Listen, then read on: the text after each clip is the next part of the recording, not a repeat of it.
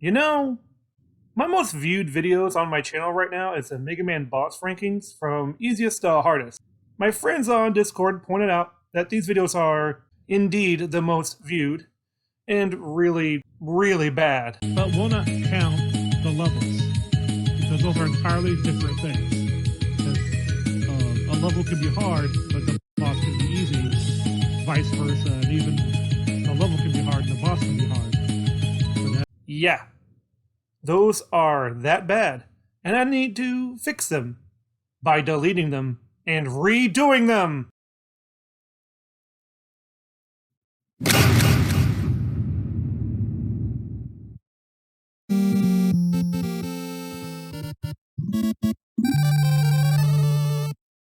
Welcome to my new boss rankings with better editing and more well-written points. At least points that are good or something like that. So let's begin with some rules for all the series of boss rankings. I'm going to be comparing all the bosses by two metrics of being defeated. By the default P weapon, P, and the boss's weakness. It depends on what boss you visit first without any power since you get to pick your first boss via stage select. Additionally, another rule is that exploits will be allowed in this conversation. If I don't know about it, then you can tell me later. Of course, it depends on the game's exploit and if it's possible in the game in an effective manner. With all this said, we can get to the topic of this video. It's why I'm remastering this in the first place.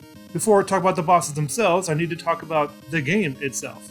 Megaman 1 is an odd game compared to the later entries. Capcom was a third-party company back during the NES days, and it shows with this game. A lot of the game looks the same and is repeated throughout every level.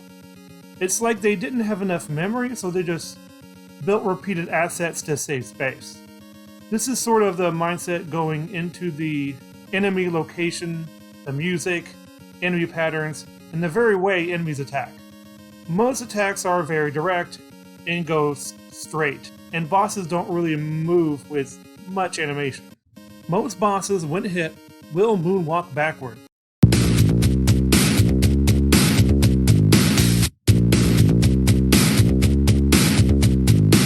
Like the boss has stopped working in some sort of way, or to give you room for combat.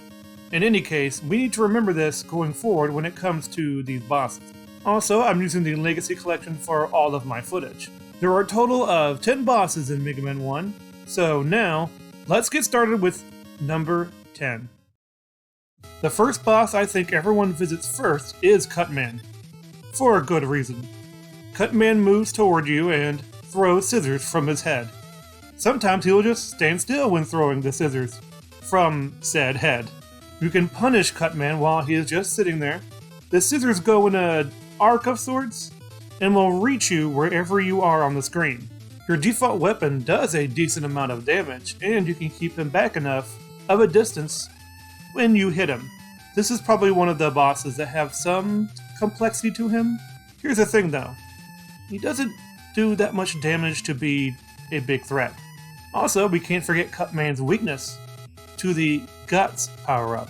You see, the Guts power, or Guts throw, you can pick up certain blocks. There are the same blocks that can be destroyed with Elect Man's power. When you throw these blocks, they break into 4 pieces in front of you and spread out. It covers a lot of the screen, but if you miss for any reason, the block is gone. Well done. There are only 2 of these blocks in the room, and Cutman dies from 2 of them. Yeah, he's really easy. Still, he is a good introduction to what Mega Man boss is or could be in future games. Quality is not the standard for this list, it's difficulty. So let's go to number 9. The quality of bosses goes down with Iceman. All he really does is jump up and down while firing blue triangles at different altitudes, while moving back and forth. These blue shades are ice shards, and you just need to dodge them and then attack, if you're using the P power that is.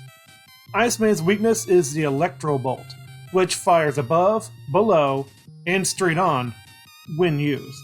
Now we need to talk about pause buffering. There are two different kinds of pauses in the game. A pause menu for choosing your sub-weapons, or just having the game freeze. If you do damage to an enemy, you can continue to freeze the screen and unpause to do more damage, while the projectile is inside the enemy. This makes the projectile hit the enemy each time you unpause. Elect Bolt is in essence a line, so if you use the pause buffering trick with it, you will do a lot of damage since the attack is longer in length. You can fire the bolt once and destroy Iceman with this trick. This is why I chose Iceman as number 9. He is too slow to fire his ice shards. By the time he fires his first shard, he could be dead.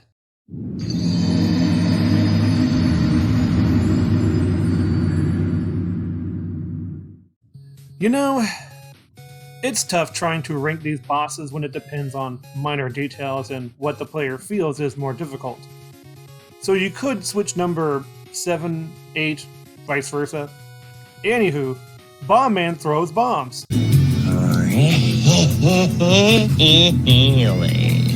And jumps around.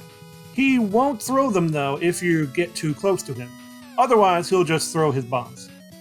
When the bombs hit the ground, they will explode. The explosion radius is the pixels from the explosion. Those little circle pixel things. It's better to be hit by the bomb than the blast itself. The bombs are aimed at your current position, so it's not too hard to predict. The problem being Bomb Man throws his bombs at a moderate, consistent speed. It's better to chase after Bomb Man while you dodge the bomb blast while inflicting damage. This strategy is the same for using the P or his weakness to the Fireball power-up. In fact, if you want to do more damage to Bomb Man, you want to be close. The Fireball power, when fired, creates a ring of fire around you. And it makes a fiery ring. This lets you do a lot more damage faster than just shooting the fireball from a distance. Bomb Man will jump away, but the distance is random, so he may not jump too far. Sometimes it could be beneficial to go to Bomb Man first in order to get the bombs to defeat Gutsman. This is so you can get the magnet beam later on without worrying about revisiting stages for it. This boss is not tough to figure out or to beat, so it fits nicely here. Gutsman is a simple boss. He jumps in the air either forward, backwards, or just straight back down. Once in a while, he will grab a block someone is throwing off screen. These blocks act similar to the ones you throw, except it breaks apart on contact with the ground. Defeating Gutsman should be simple enough, right? Well, if it wasn't for one thing. He shakes the ground whenever he lands from a jump. It staggers you if you are on the ground at the same time, so you have to time your jumps with Guts landings. Having to do that while trying to damage him makes a test of reflexes. Depending on the weapon you use, you either want the high ground. It's over, Anakin! I have the high ground! You underestimate my power! Or to go down to his level. If you use the P weapon, you can snipe him whenever he jumps from the upper ledge, which does let you dodge the Guts attacks easier. This is recommended for more defensive style, but things can get cramped if he decides to just keep jumping forward. His weakness is the bomb power-up, which takes time to explode, so you must try to be one step ahead of him when throwing said bombs. In fact, when the bomb explodes, you can use the pause buffering to do more damage. This does take timing since the explosion of the bomb goes off in an instant. It takes 3 bombs to destroy Gutsman, so depending on your prediction skills, and some luck. The last boss being in the middle of the pack? Let me explain. Dr. Wily's machine has 2 phases. With the first one, it fires small bullets at your current position. These are not hard to dodge and fire at a moderate pace. This gives you some time to fire back at the pod that is shooting you. However, you can't take too much damage because you need it for phase 2. When the pod is destroyed, his health bar refills and the next target is a little red gem thing. The good doctor now shoots an orb that has a circular pattern based on your current position.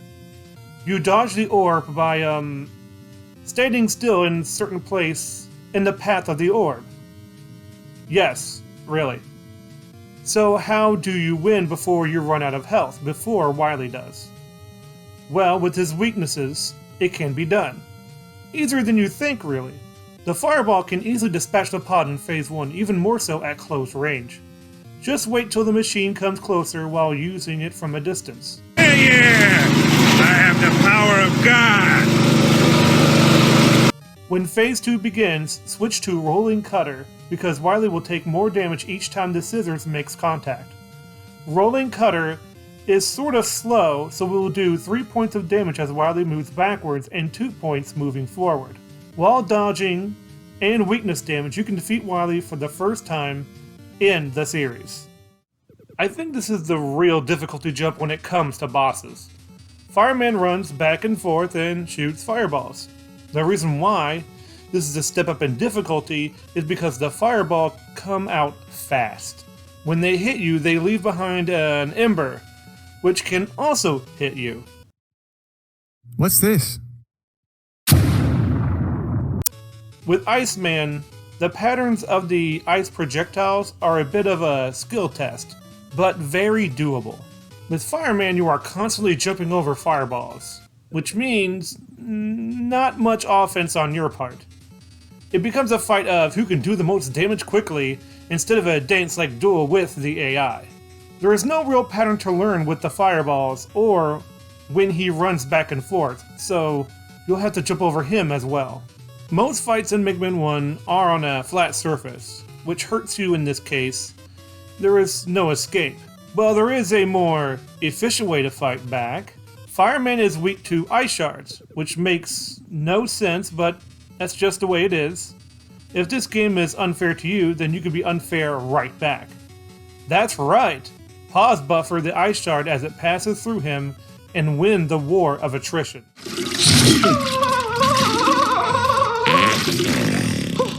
The next boss is called CWU01P. So I'm gonna call him Bubblebot, for obvious reasons. Anyway, this thing moveset is very simple. All it does is move clockwise along the walls of the room. When you do enough damage to Bubblebot, a new one shows up. I thought you were dead. I was! When a new one shows up, it gets faster. I know what you're thinking. Just adjust to the new speed and jump over it, and attack. Nope. You see, the Bubblebot is too large to jump over, so there's only one choice, to destroy it before they run into you. Well, you can jump over it with the blocks in the middle, you might think. The problem is, that is the Guts throw destroys one bot by using said blocks. Believe me, it's better just to use the blocks to destroy the Bubblebots. It's best to go to the left corner after using the blocks to wait for the robots to come to you. Since it can come out of one of 4 sections of the room, it's not a good idea to stay in the middle. You also need to time your pea shooter because you can only have 3 bullets on screen at a time. Just outlive the enemy and make sure to have as much life as possible going into the boss room. I know that's every boss encounter. Shut up. Up next is what I call the Clone Bot. So I say, I think I'm a clone now. It makes a copy of you in another capsule. Whatever power you use, it will have. So how do you counter him? Well, you're probably thinking, just use his weakness. The problem is, he has none because you don't have one. Oh my god! So what do you do? Well, this boss, like some of the others, goes backwards when hit. This helps you a lot in the battle since the clone always moves forward. The clone bot doesn't fire your power back that often. The real problem is the whole moving forward thing. There is only one power that can hold him back, and that's the fireball. The ring around you when you fire will bounce him back if he charges into you. Having no weakness in his overwhelming nature puts him here at number 3. I know this was a simple explanation, but this is just Megaman 1 bosses in a nutshell. Yeah, number 2 is one of the bosses on the stage select screen.